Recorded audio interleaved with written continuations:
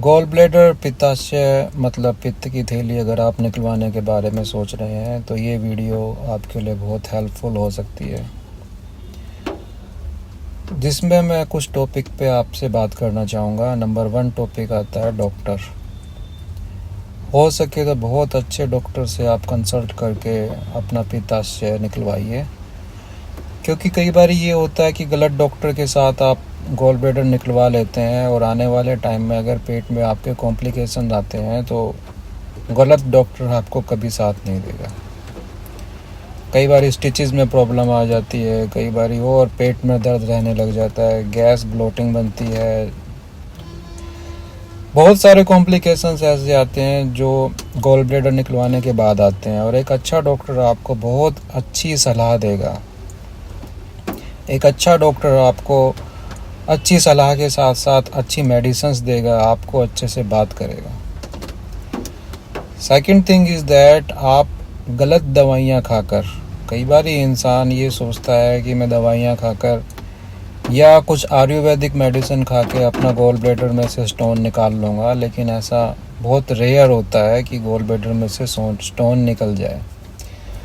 और आप जानकर हैरान रह जाओगे कि वो दवाइयाँ आपका वेट लॉस कर देती हैं, साथ ही साथ आपके लीवर में प्रॉब्लम आने लग जाती है, गॉल ब्लैडर सिकुड़ जाता है या गॉल ब्लैडर फट जाता है। और कुछ ऐसे केसेस भी देखे जाते हैं कि आपके गॉल ब्लैडर के अंदर कैंसर तक बन जाता है।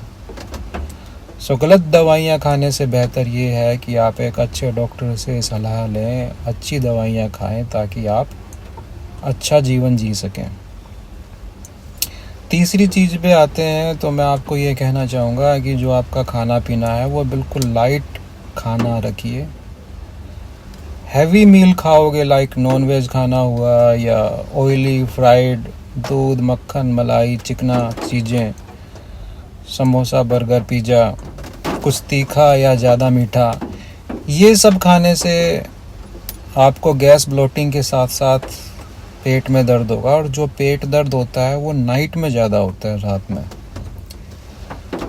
ज़्यादातर केसेस में देखा गया है कि पेट दर्द रात को होता है और दिन में इतना दर्द नहीं रहता है। और रात को आप डॉक्टर के पास जाते हैं तो आपको पेन किलर का इंजेक्शन के साथ साथ गैस का इंजेक्शन लगा के घर भेज दिया जाता है और कुछ टाइम में आपका दर्द ठीक भी हो जाता है। तीसरी चीज़ में आपको या चौथी चीज़ जो भी है मैं वो आपको ये समझाना चाहूँगा कि कभी भी आप अल्ट्रासाउंड करवाओ तो उसके साथ साथ आपको MRCP ज़रूर करवाना गॉल ब्लैडर निकलने से पहले, क्योंकि MRCP में कंफर्म हो जाता है कि स्टोन कहीं बाइल डक्ट में जाके फंस तो नहीं गया। क्योंकि अगर स्टोन बाइल डक्ट में फंस जाता है तो आपको और बहुत सारे कॉम्प्लिकेशंस आने लग जाते हैं। लाइक उनमें देखा गया है कि आपको जॉन्डिस मतलब पीलिया हो जाएगा, यूरिन आपका बहुत डार्क आएगा, मूड स्विंग्स हो जाएंगे, हार्मोन इनबैलेंस हो जाएंगे और बहुत सारी प्रॉब्लम आती है। एक बात और बताना चाहूँगा कि जब आप के पित्त की थैली में गॉल ब्लैडर में अगर स्टोन हो जाते हैं तो आपको प्रोटीन शेक या प्रोटीन पाउडर बिल्कुल बंद कर देना चाहिए। क्योंकि रीज़न ये होता है कि अगर आप प्रोटीन पाउडर पीते रहोगे तो वो कभी भी बॉडी में डाइजेस्ट नहीं होगा। क्योंकि अगर आप डॉक्टर के पास जाओगे तो डॉक्टर आपको अच्छे से समझा पाएगा कि लीवर से एक जूस बनता है जिसका नाम है बाइल जूस। बाइल जूस जाता है गॉल ब्लैडर में और जब आप कोई फैट वाली चीज़ खाते हो तो गॉल ब्लैडर के अंदर से स्किन जो होता है और वो जूस स्मॉल इंटेस्टाइन में जाता है और वो ही जूस स्मॉल इंटेस्टाइन में जाके आपका स्टूल बना के और वो बॉडी को न्यूट्रिशंस देता है और जो अलग से रह जाता है वो स्टूल के थ्रू निकल जाता है। और अगर आपके गॉल ब्लैडर में स्टोन है और बाइल जूस प्रॉपरली वर्क नहीं कर पा रहा है बॉडी में, तो वो जो आप प्रोटीन पाउडर ले रहे हो, प्रोटीन पाउडर जो कंज्यूम कर रहे हो, वो लीवर पे अटैक करने लग जाता है, जिसके कारण लीवर सोराइसिस या बॉडी पे अर्टिकेरिया या फिर स्किन पे कोई इन्फेक्शंस, ऐसी चीज़ें बहुत कॉमन आम बात है। और कुछ लोगों के साथ तो ये तक देखा गया है कि उनको इरिटेबल बाउल सिंड्रोम भी हो जाता है।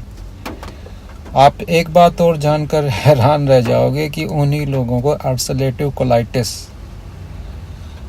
ऐसे भी सिम्टम आने लग जाते हैं कि इसलिए आप ध्यान रखो कि प्रोटीन पाउडर या प्रोटीन शेक आप तब तक बंद करो जब तक आपकी बॉडी में गॉल ब्लैडर या गॉल ब्लैडर स्टोन है, तब तक बंद कर दो बिल्कुल।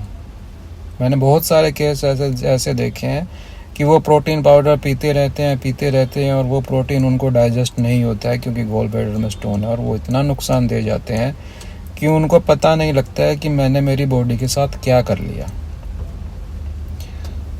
ये कुछ वीडियोस थी जो मैंने कभी आज तक डाली नहीं, इस वीडियो में बोल रहा हूँ।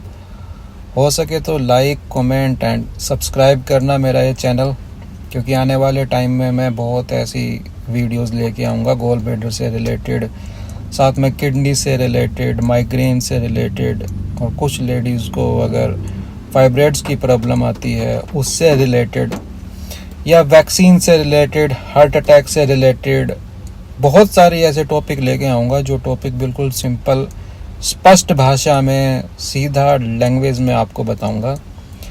और अगर आपकी कोई क्वेरी हो तो मुझे ज़रूर पूछना, समझाना, बताना। एंड आपका एक लाइक, आपका एक कमेंट और आपका जो आप सब्सक्राइब करोगे वो मुझे मोटिवेशन करेगा कि मैं और वीडियोस बनाऊं, क्योंकि मैं इस चैनल पे नया हूं। मैंने आज तक कोई वीडियोस बनाई नहीं है और मुझे इतने अच्छे से समझाना या बोलना नहीं आता है, लेकिन फिर भी मैंने आज ट्राई किया है समझा के, बोल के।